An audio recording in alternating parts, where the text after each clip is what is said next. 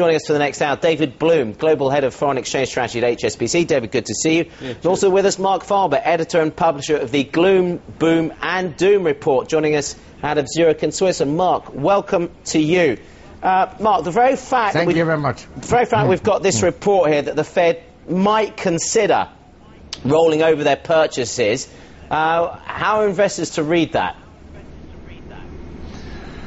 Well, investors should have listened to me already 6 months ago when I wrote that the Fed would continue to monetize, and this is my view. They will never let up. They will print and print and print until the final crisis wipes out the entire system.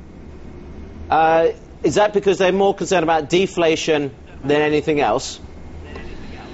They are very bad forecasters of economic events. In particular, that was the case for Mr. Greenspan, but Mr. Bernanke is in the same boat. He has no clue what the economy is doing. And so they misread in 2007 the severity of the forthcoming crisis, and then they misread in the last few months the strength of the economy, which is, unlike your commentator before just said, shows no sign of strengthening, but signs of weakening everywhere in the world. And therefore, I would argue that the Federal Reserve, with its policy and with the writings and papers Mr. Bernanke has published about the Great Depression, that more quantitative easing will be forthcoming. And significantly more. All right. Significantly more. This is why we like having you, Marc, because you don't pull your punches. We'll come back to that. I just want to get... David's been listening to that. Well, strong stuff. Yeah, it's a bit extreme from my view. I can understand where it comes from. I think it's a little bit extreme. I think we're not quite at those draconian points. But the biggest problem we have in the FX market is, okay, that's happening in the US. What do you buy? Okay, we don't like the dollar. Let's decide we don't like the dollar. Okay, so what we're buying? And then you're stuck because you're not that comfortable with the euro. Sterling's doing fantastically well at the moment, but you're not that comfortable with it. So the problem is, where isn't it happening? And it takes you to, say, maybe some emerging markets. But then if you face a financial crisis rather than an economic one, we've seen massive contagion. So I think that the problem now is you know what you don't want, but you're struggling to find what you do want.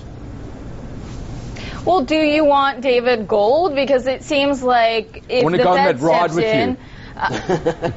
okay, well, let's talk about it. If the Fed steps on the gas, going on with your analogy, it could be bad for the dollar and good for gold.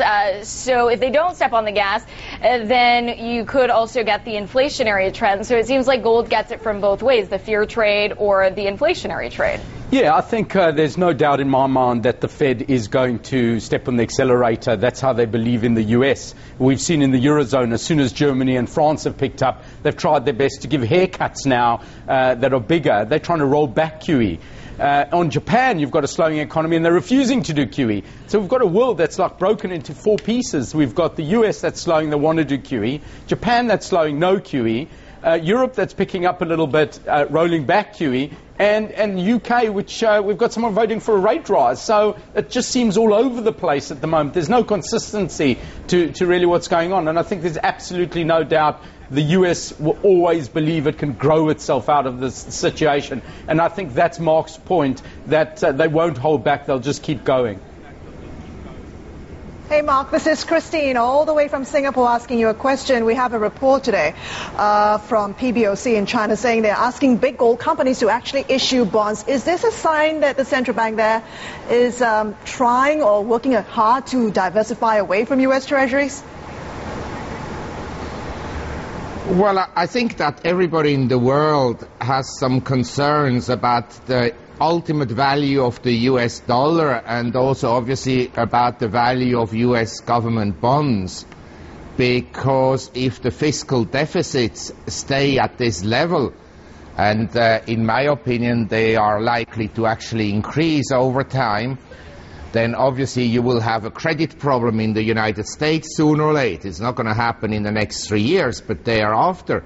So I think that the diversification out of US dollar treasuries is desirable. And that's why I'm not all that negative about equities. I think that if you look at the different investment alternatives, equities, bonds, real estate, commodities and precious metals, I think that equities should be represented in a portfolio, even in particular, if you're very bearish about the world long term, you probably be better off in equities than in bonds. David, that's an interesting point, because we're at a point at the moment where we talked about this, where the risk is you're either buying risk, and that's equities, or you're not, and you're buying government debt. So if Mark's right, how's that going to break down? I don't really agree that you can hold equities as part of a portfolio, and the reason is asset markets have become massively correlated. What you really want to see in markets is, room for relative value, asset allocation, different asset classes. But what we're seeing at the moment is bright red in terms of the markets are just highly correlated with each other. There's no room really for relative value. Now we've got something. Actually, I don't know whether we can do it now. We've got time to do it, but you've got something to show us where you suggest how correlated markets have been compared to where we were. If you just showed a matrix of 50 different asset classes, you would just see a whole lot of numbers. We've got 3 very brilliant PhD math students who worked on this, and it shows here you can see the chart with the yellows, and now you move forward in time and you get the crisis in these deep red areas, pockets of red, and now we're going to hit the Lehman's crisis as we go forward. Now, bang, and markets become highly correlated with each other. Then they try and pull back a bit, and then we move into Dubai now, and then we move into the Greek crisis, and this heat map is red and dark blue, saying markets are highly correlated. All you've got is either a choice of bonds, risk, or anti-risk. It doesn't matter if you're in equities, credit, or anything else. You're either in the bond market or you're in the equity risk world. There's no choice elsewhere. Okay, we'll pick up on that point. Good to have both David and Mark with us.